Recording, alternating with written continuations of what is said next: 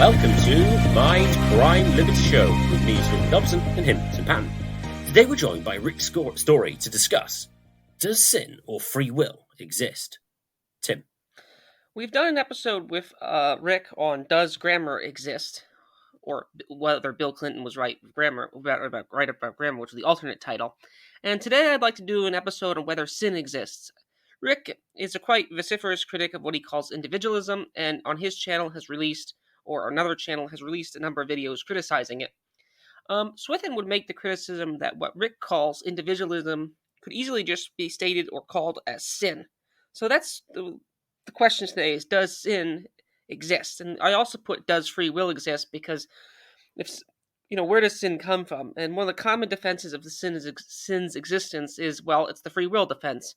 We're free creatures, and we have to be able to choose between two options, and one of those options must be evil, so God can't interfere. So there are two extreme theologians, both in this current century here. Well, both lived in this current century, born in the last century. Which is one of which is David Bentley Hart, and the other which is RC Sproul. And I think they both actually, funnily enough, agree very much so, which is surprising considering Hart's a universalist and RC Sproul is something of a 5, if not a 7-point Calvinist. So, and David Bentley Hart takes what I would call a Socratic position, which is somewhat my position if someone strung me up against a wall. And this is best exemplified in the Meno dialogue or opening chapters of the Republic. And it basically states no one knowingly chooses an inferior good over a superior good, knowing that the inferior good is actually inferior. So no one chooses misery. No one desires to be misery outright. It's done out of ignorance. It's done out of error. It's done about misplacing good as you're proving evil which you perceive to be good. You're not pursuing evil in itself. So I'm going to read a quote here from R.C. Sproul, and I think this is an interesting quote from him in his book, Chosen by God. Without rebirth, we have no desire for Christ. Without a desire for Christ, we'll never choose Christ. Therefore, we conclude that before anyone will ever believe, before anyone ever can believe, God must first change the disposition of the heart. And here's David Bentley Hart in his book, All Shall Be Saved. And this is very Socratic. If a rational creature, one whose mind is unimpaired and has the capacity to know truly the substance and consequences of the choice confronting them, is allowed, without coercion to his or her nature, to make a choice between a union with God and bliss that will utterly fulfill his or her nature's satisfaction, and a separation from God that will result in endless suffering and the total absence of satisfaction, only one true free choice is possible. And for Hart, that's obviously the bliss of eternal unification with God. So, under this scenario, even if man has a free will, it's why does they choose sin? Why is it corrupted? Now, of course, the Calvinists would say, well, we're all corrupted. No one deserves anything, and everyone deserves death, or something like that. These are statements that modern day ones will make here. And I would say that's like the ultimate 1 Oreo versus 2 Oreo time preference problem. If you really think about it, choosing any sin, you're just misstating. You're just not thinking of the consequences sufficiently. You have 1 Oreo now, or infinite negative Oreos in the future here. Now you can make the distinction between utter depravity and total depravity, and I think this is one of these distinctions that some people make without a difference. You could always just imagine things being worse, and this is also where the Panglossians, who don't really exist, but they're sort of an intellectual framework to think about. They think it's the best of all possible worlds, so we have the minimum necessary amount of sin that God has to do to allow free creatures, or something like that. But you always imagine something worse. So what brought this up is Rik sent us an email, a message about, so he thought this was ridiculous, that a woman was getting divorced, and then 10 years later she thought, she thought getting divorced was a mistake here. Now, at the time, my thought is she was not pursuing the divorce because this is sort of like a mild, quote-unquote, evil. I'm not talking about sort of like war crime or anything. We're just talking about divorce. At the time, she probably wasn't doing it to be miserable in the future. She was doing it because she thought she'd be happier in the future if she got divorced. So that's a sort of a simple choice here. But at the time, first point of view, she's just doing what she pursues as her own good. Now, maybe she's ignorant, or maybe she doesn't, fully understand the consequences of her actions, or something like that. And we also did an episode with Rik on does mental health exist. So I will refuse to secede all negative human actions to mental illness. There might be a healthy leg in Aristotelian fashion, but I don't think what exactly is a healthy mind. I mean, I don't think Ted Kaczynski or Hamas or the Taliban or Stalin are mentally ill. I refuse to say that these people are mentally ill. If you watch the Netflix series, Ted Kaczynski threw out his attorney because they wanted to use the mental insanity defense, and he was like, "No, I'm perfectly sober here." So, sin. What is a sin? Is sin merely mental illness? Is sin just, the rational consequence of God allowing free will? Which is why I had two questions here. Rik, thanks for being on. You're always interesting to talk to you on this thing. We've done a few episodes like this. What would you say on the question? Does sin exist? Does free will exist? And thanks again for being on. Well, thanks for having me on. It's always a pleasure, Tim. Well, I mean, first of all, I like the fact that those two questions are together because, certainly in my research, I think that the topic of free will just necessarily runs into theology. Now, I know there'll be a lot of philosophers who want to contend that, because they are, probably atheists, but certainly they are materialists. And they really do want to try and avoid that altogether. I happen to think that it is unavoidable. And I really do, like for instance, just then, you're talking about free will. And, naturally it then occurs to you to start bringing up figures like John Calvin, who, many will know this, many will not. His idea was that, as you've already mentioned, we are totally depraved, and so our will is so bound by sin that we cannot, just of our own free will, of our own volition, just choose to believe in Jesus and to become a true Christian. Something spiritual has to fundamentally change about us, so that we will begin to love the things of God. We will stop loving our sin and we'll start to change. We'll be born again.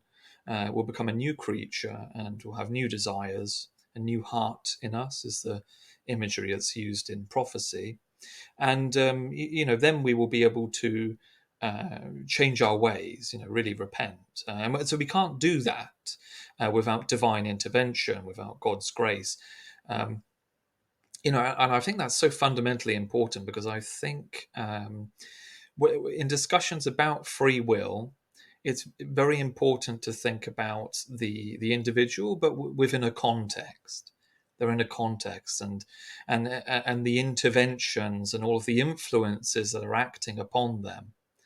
And I mean, let's just launch into academic discussion about what free will is, and this will start to become a lot clearer. So what does it really mean to have a free will?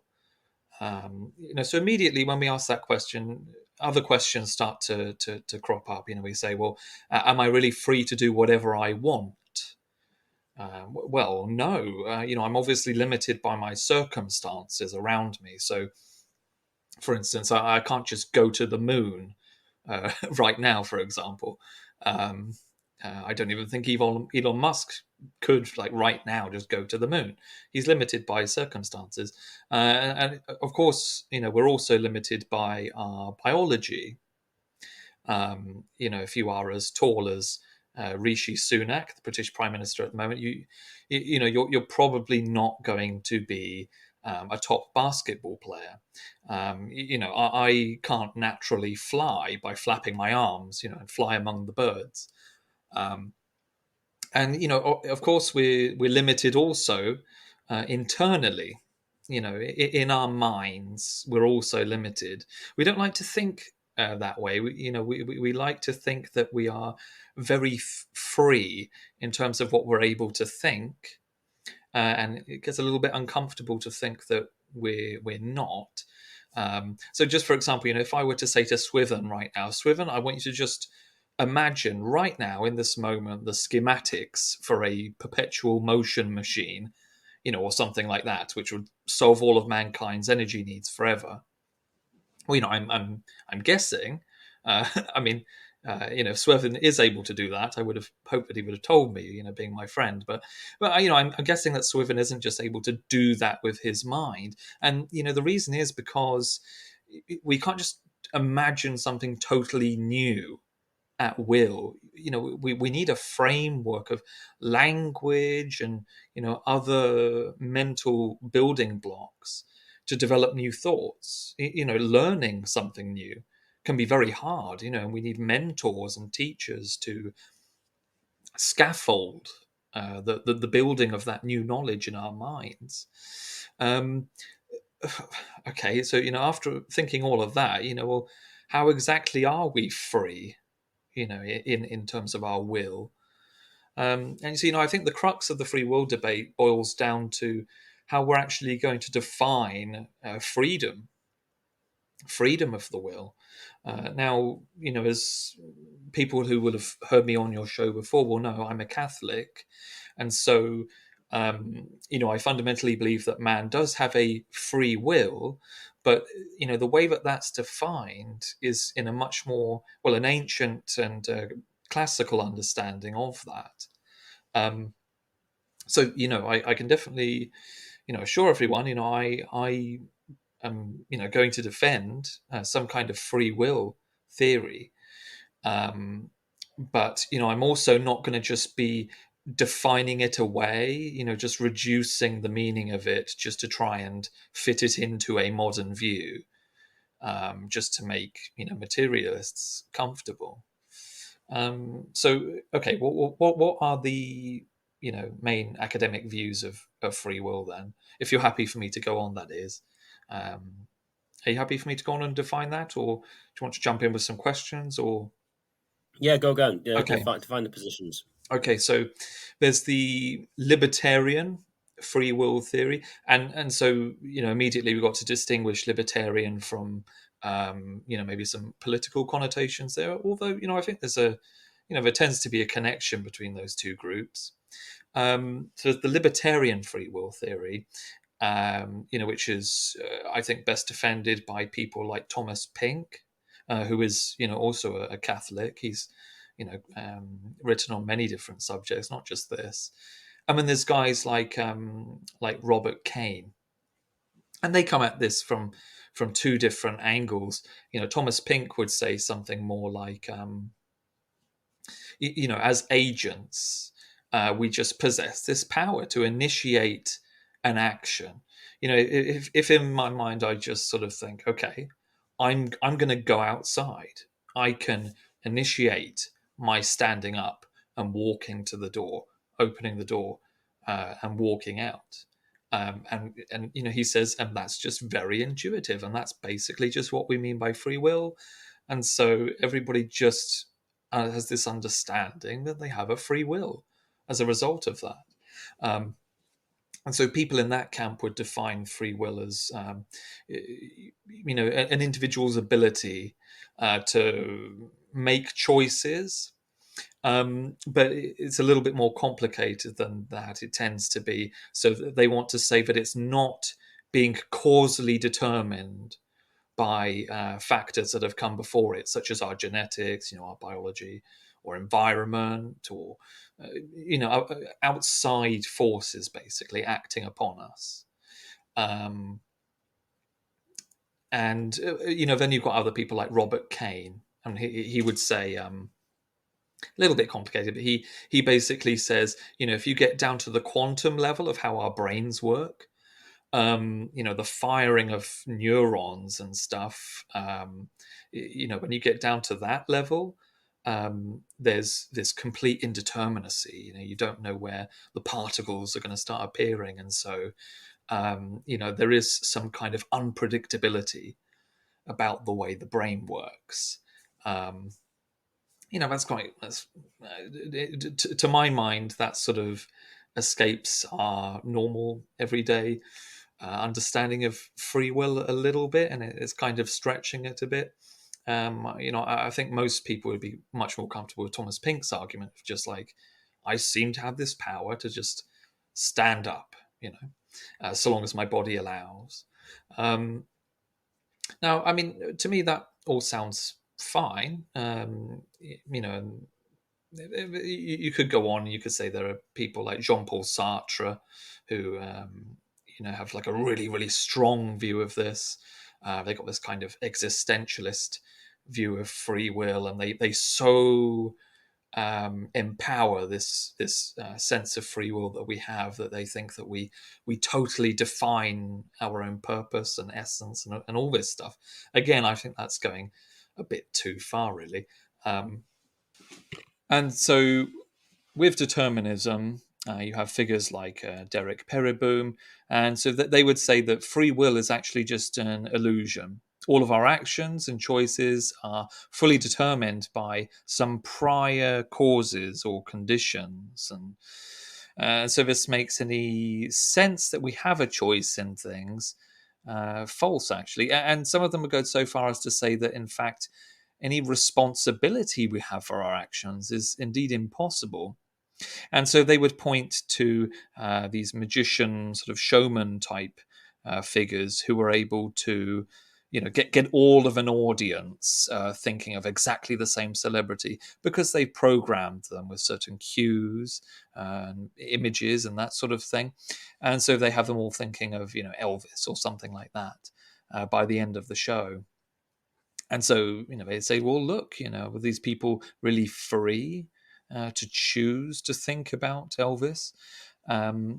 Or, were they programmed? And so then they would say, well, do any of us really have a freedom then to choose our thoughts and plan our actions and that sort of thing? So, Rik, I think there's a distinction that's made between the Elvis example of the magician and more important decisions here. So if you think about like whether or not you're going to choose to join a war, for example, or whether or not you're going to choose to take a job, this is a type of decision that someone like Swinburne would say is understudied. So it could be that we are mechanically inclined.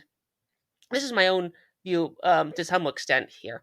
Although the critics of the determinists will just say we just don't understand this. We don't have a big enough computer to calculate to model this. So it could be that if a mosquito lands on my leg, I'm just going to smack it.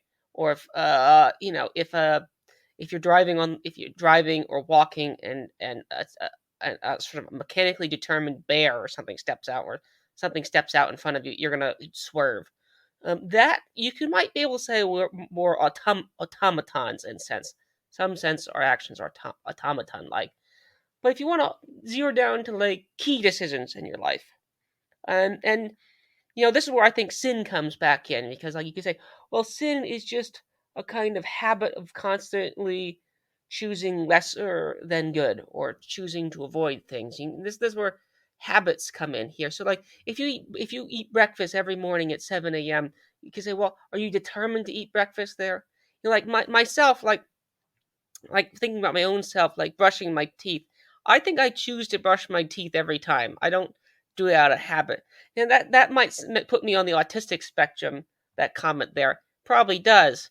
But in that sense, I don't have, per se, those type of habits here. The only habits I have are habits I don't know I have.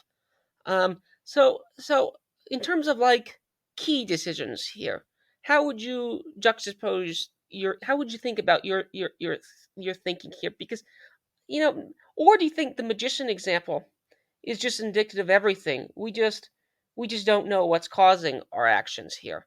And then again, how does God in your worldview relate back into this into this, Rik? Yeah, and I think that's a really, really key matter that you've brought up there, Tim, is habits, the formation of habits. You see, in neuroscience, there's this, this is very, very well established. This is not fringe at all. This is very central to understanding neuroscience. There's something called executive control. That's what they call it. Now, I happen to think that is very much akin to the classical understanding of what free will is. So you see, with executive control, let me see if I can bring up a fancy definition of it here. So this is the set of cognitive processes that manage and regulate various cognitive functions, allowing an individual to plan, organize, initiate, and control goal-directed behaviors. So really what this is talking about is the breaking of bad habits, one would hope, and the making of new habits, hopefully good habits. And so in that sense, we're able to kind of take control of ourselves. Yes, okay, we have a biology, we have habits, we have appetites, and emotions and desires. We kind of need all of those things to kind of give us goals.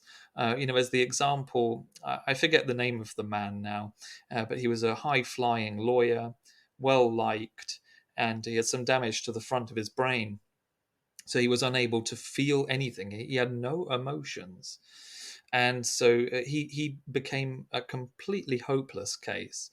Worse than Mr. Bean. He'd walk into a room and he'd have no idea what to do.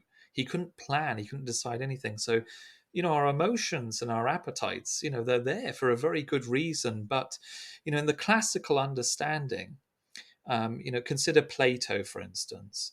Plato depicted our reason, our sense of reason, which I think he was talking about executive control there.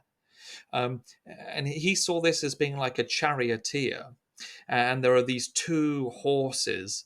One is the spirit, which we would call emotions and desires, and the other one is the appetites. So our biological appetites. And this charioteer is, trying to take control of these two. And Plato said, your reason, your executive control, it needs to get a grip on these two things. Otherwise, they will end up controlling you. And so, this is the Christian concept that's taken up by St. Augustine in terms of us talking about free will. In terms of having a free will, it's not that we're then completely unbound by any outside influences upon us. Far from it. We're encouraged to be, a good influence towards each other, and to avoid bad influences on our soul. And we're encouraged to, to exercise some self-mastery. Sophrosony, as the ancient Greeks called it, which is to control those two horses, of our emotions and our appetites, lest they control us.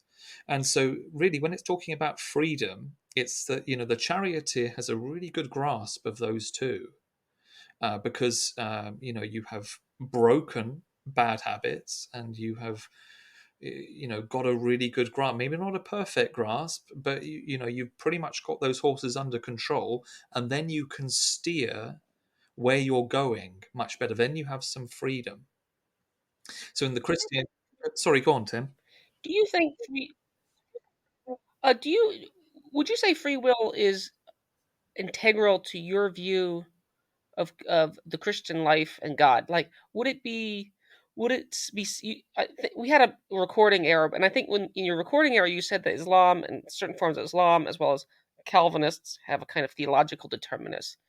Do you think free will is relevant for your understanding of Christianity? Like, without it, would it not make sense, or would it be in some ways um, weaker, or in some ways, if not like evil? Like, if free will didn't exist in your view, as you defined it, of course. Yeah, so you're absolutely right. So one of the groups of those hard determinists who deny free will would be theological determinists, so such as Calvinists, which is a very broad group. There are many Protestants who are Calvinists and who deny free will, in the sense that you can choose to love God and the things of God. We're considered to be, bound in sin. so naturally speaking, the Calvinists would understand that the charioteer in Plato's imagery is kind of bound hand and foot, maybe blinded, and so he can't really get a grip on those horses at all. They are leading him, and so some divine grace, some divine intervention is required then, in order to give us sight, or at the very least to kind of give us some direction as to where these horses are going, perhaps. And in Islam, it's a similar situation. They're also very deterministic. God is the one who has free will and intervenes to direct our path wherever he wishes. So yes, I mean, for me as a Catholic, I would say that this conception of free will, this classical understanding of free will, as being, we have an executive control, and this gives us the ability then to start to break our bad habits, so to start to create new desires in us and to come closer to God.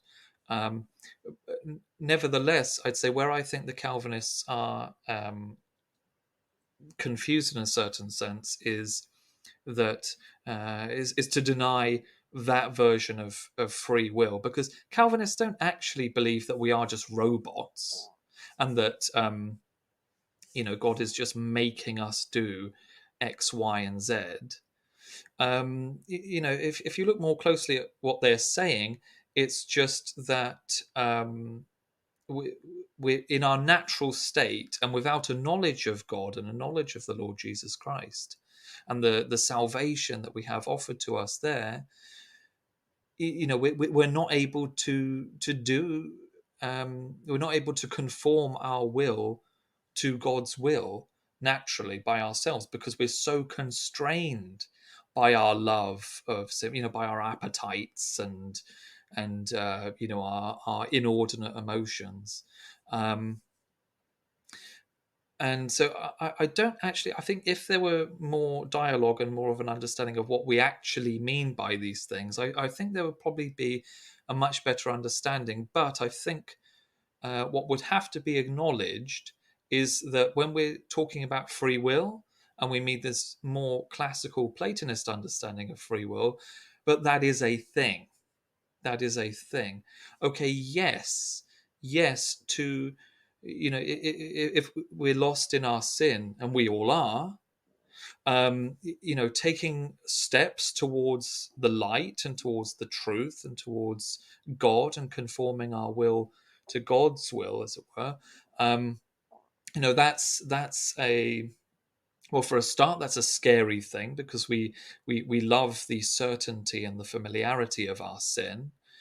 Hiding in the shadows, it's a much safer place to be, it feels, it seems. And also, we need some incentive, we need some motivation then to move us towards God. And so in the Catholic understanding, we'd say, well, that was the Lord Jesus Christ. He is God's Son sent into the world as a sacrifice for us. And that act of love, when we didn't love God, but that first act of love towards us, that then plants the seed there of love and of guilt. And so then we start to then begin to want to take those steps and to love the things of God and to approach God. Well, I guess the next question here is why you mentioned grace, and see, this is where I think one of the reasons why there was a Reformation to begin with. I think one of the key reasons was grace. Why doesn't everyone have that ability, or why doesn't everyone get that ability? So I would say Hart is a reactionary to the Reform movement. That's how I've come to think of Hart, the universalist position. Do you like why indeed don't we all have that ability to become better? Isn't that, you say they don't entirely they there's a sort of performative contradiction. They somewhat act like they have free will in a sense.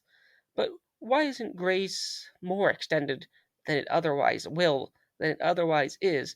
Now you could say, well, who am I to judge the ways of the mighty? And he's like, okay, yeah, that's sure. But there seems to be a plausible case there could be more, I think, prevenient grace or something like that. But it seems like grace, there seems to be a lack thereof grace, or maybe there isn't. Or maybe indeed everyone will be. What do you make on that line of thinking, Rick, here? Because that seems to be one of the key things of why the classical understanding went away, so to speak. I mean, that was one of Luther's key ideas, too.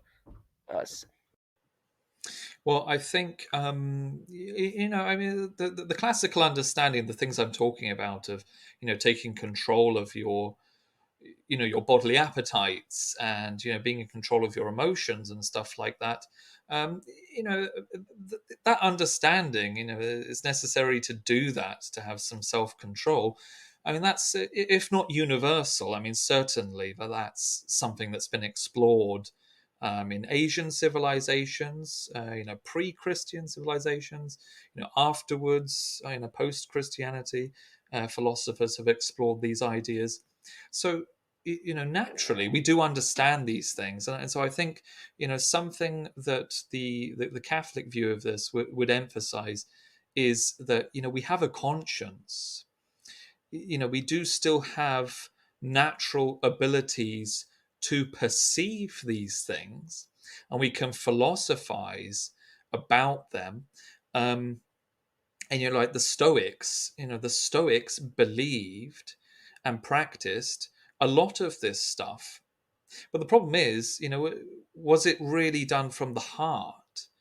What was it? Was it something that was so sincere that you genuinely feel something about these things? You genuinely want it, like you genuinely love God. You love Jesus for what He did for you. To make this way open so that you can grow closer to God, in the sense that your will can become more and more and more conformed to God's will, and so your will is always becoming freer. You're being freed from sin, in the sense that you stop loving it. Those habits are getting broken, but also you're actually genuinely starting to love the things of God. So you're increasingly hating the thing that you loved before, your sin, and you're increasingly growing in a love of good things. Now, our conscience might tell us that something's right, and obviously, with our philosophical mind, might be able to say, okay, yes, I understand that I need to take control of my body and my emotions, but do you want it? Do you love it? Do you have some feelings about it? I think that that's where God's grace comes in. We're given a new heart, not a new mind per se. We're given new feelings about this, and so we have a genuine change of mind, which encompasses all of us. It's really a personal thing. We end up with a personal relationship with God through Jesus, as a man. And so it's a much more human, emotional matter, rather than a purely intellectual exercise, as, say, something like Stoicism would be. And to get those emotions going, well, and that motivation that comes with it, for us humans who naturally are not in love with God, we need some outside intervention first, and that's just fine.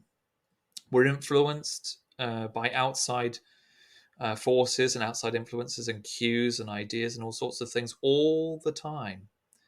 All the time. Our brains are not isolated from the outside world at all, far from it. It would seem to me that the change in the understanding of free will and related things with Calvinism comes from the death of classical, something like classical theism in the West, because God's choice then becomes competitive with humans' choice. and therefore if God determines it, then that means humans are having to do with it, and that tends towards more theological determinism. Also, as well, more of a voluntaristic account of God as well. That's what some of the Islamic scholars have, that God is just pure will, and whatever he wills happens. There's no sort of substance, and nothing else does anything really. Nothing has any causality. Secondary causes don't have any real genuine existence. Now, you could always argue whether they did to begin with anyway. So a secondary cause, a classic one for here would be like the pen. The primary cause of writing on the paper is the hand moving, and then the pen puts something on the paper. It's not the primary cause, it's secondary cause, but it does impart causality, because without the pen there wouldn't be any writing on there. So that's a classic sort of very basic defense of secondary causation. Secondary causes, sorry. And it seems to me that the when you get the idea of, so a good example of this would be like the God of William Paley. God is just the designer. He's just like the superhuman who designs the world, rather than being the sort of immutable, simple God whose sort of action in the world. What does it mean that God brings about the universe? It's just that the universe exists. This sort of radically sort of over and above level of causation, which is consistent with and not competitive with sort of human decision making, I think makes a big change to how people view things. And so, because when it comes to say predestination, Aquinas has a somewhat similar view to Calvin. It's just that Aquinas holds a more robust view of the will than Aquinas does, and I think that's probably due to his metaphysical commitments rather than Calvin. Although I'm not exactly sure on Calvin's theology of God proper, so I that could be wrong, but it's certainly true of some Calvinists coming after Calvin. So I think that's a change. That's a motivation for the Calvinists with God's predestination and human choice, as it means somewhat. Well, if God chooses, then you can't. I think Tim's question, though, with respect to Christianity is, well, why not?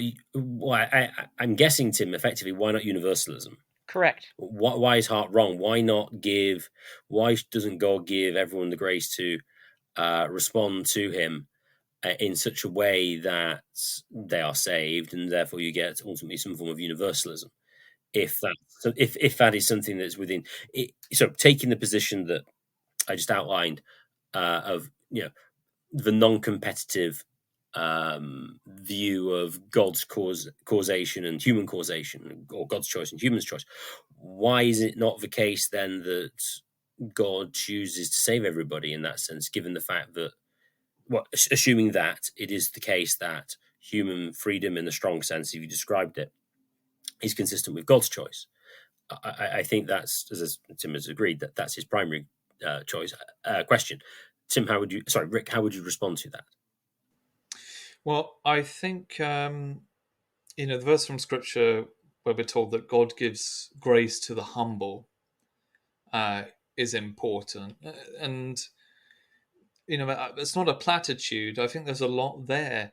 I think that this kind of circles back around to where we started, where Tim mentioned that we'd had a talk previously about the topic of whether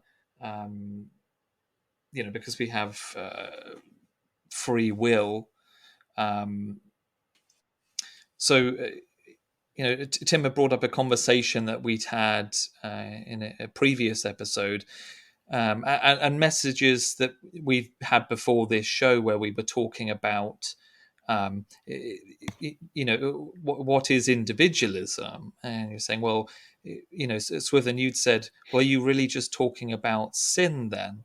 And the reason you'd said that is because I was defining individualism as this prideful, Luciferian, the satanic attitude of, no, I'm going to separate myself from the other, from the group, from God.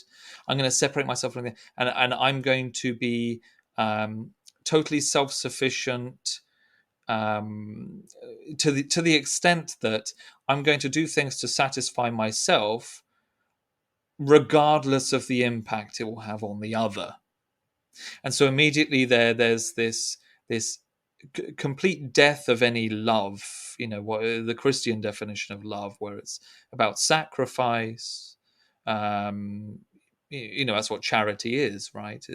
It's an unconditional love, sort of giving, not counting the cost, not expecting anything in return. So it's a sacrifice. In the Christian conception, love is sacrifice. And so, it's this kind of anti-sacrifice attitude. It's a truly selfish attitude. And Swithin, we were talking before about, is there such a thing as a selfless act, because there will be some good return in some fashion. And so, we were defining, this kind of sin, what I was tending to call individualism, as being this, as a pride, basically, a selfish pride to the detriment of the group or the other, flying in the face of God's will, and just being totally self-serving. There's a sort of a bad form of selfishness. And so, this is why, Satan is, the father of pride. He's the original sinner, and his sin was pride. So this is why, we're told God gives grace to the humble. So I think where there's what can I say? The executive control in one, and one is responding positively to the things of God, and correcting one's habits, and fighting more and more against sin, and it's a difficult task. Our Lord said, if your right hand causes you to sin, then cut it off. Now, lots of interpretations there will say, well, that's talking in a more corporate sense. It's sort of get rid of that person from the church, excommunicate that person who's a detriment to the church. I think there is a personal aspect to it as well. It's our Lord is saying, if something is causing you to sin, as difficult as it might be, you've got to stop that. Literally cut off your hand. Well, not literally, most certainly figuratively, but it really feels that way sometimes. To break a bad habit can cost you, and it can be so exceptionally hard that it is as difficult as cutting off your hand. So I think when it says, God gives grace to the humble, I do think that there is an element there of as you're responding to God's grace, and this goes for people who are Christians as well, people who have been Christians for a long time. I count myself in this as well. There's a constant battle to be fighting off the will of the flesh, the pride of life, the lusts of the eyes, the lusts of the flesh, these things. You're constantly grappling with those two horses of Plato's image, and it doesn't stop. The motivation for that comes with God's grace. We're shown God's love, and we respond with love in turn, and that requires humility, a death to oneself, the ultimate sacrifice, a constant sacrificing and sacrificing and sacrificing. That makes sense, but then I suspect the response to that would be, well, why doesn't God make more people humble so they can respond to his grace? Well, in that sense, I think, there we have it. There we have the free will. There we have the fact that we are not just robots. Yes, we're constantly being like programmed to a large extent by our outside circumstances. The list is almost endless there. And so, where one of those influences, is the influence of God, and there's that grace, and there's that love. We have a responsibility to tend to that, to do something with that. Like in the parable of the talents, which is a sum of money. These different individuals are given different quantities, and there's the man who's given very little, but he doesn't do anything with it. He doesn't tend to it. There are other parables where it's about tending to something, acting, looking after what the master who has left the vineyard or whatever, doing the job that's been given you, doing nothing, being inactive. Well, what do you think's going to happen? You're the charioteer. You've got those two horses there. If you are inactive and inattentive, well, guess what? The horses are not going to be inattentive. The devil is not going to be inattentive. The devil is going around as a roaring lion. Peter says, I'd have you, be wary of, be aware of this one thing. Bear it in mind, is that the devil is going around as a roaring lion, trying to consume the weak and, the elderly as they fall off from the pack. You have to be sharp. You've got to be circumspect. You have to be, yes, as harmless as doves, but you also have to be as as sharp as a serpent. You've got to be aware that there's a spiritual evil at play, and to be idle means that you're going to fall away. You are going to slip back into old habits. Let's say you're going to what's it called, sliding back. You will slide back into your old ways, your old nature. And so, this is why the Christian walk is described as like a race, like a boxing match by St. Paul, because there is that constant struggle. Now, Calvinists might say, well, God puts it in us to will and to do of his good pleasure. The Catholic response to that would be, yes, but in what way is he doing that? He's giving his grace, and what is that? That is his influence, his love that is shown to us, his the things that cross our path, and also the teachings from the Bible, and also our communion with others at church. That's why it's so important for us to go to church, and all of this thing. It's important for us to cultivate those good habits and those good influences, but also we have to be breaking the bad habits and cutting out those, what do you want to say, toxic influences from our life as well, and we have to be active about that. Well, thanks for the discussion here. I will say that I do think that free will is integral to the common classical, as Rick describes it. Understanding of Christianity. Otherwise, God looks like a monster. You have to sort of zero in on free will, like you have to view this as a virtue of not having automatons. If you don't view that way, then the question, which Swithin rephrased very well to me, is like, why doesn't he just give this grace to everyone? Why doesn't he make everyone humble enough to hear him?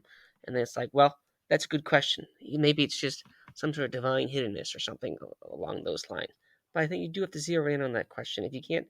And that's, I think, one of the reasons why, not to be a cultural prognosticator, but I do think that's one of the reasons why religion potentially declined here, because you take the classical understanding of God as omniscient.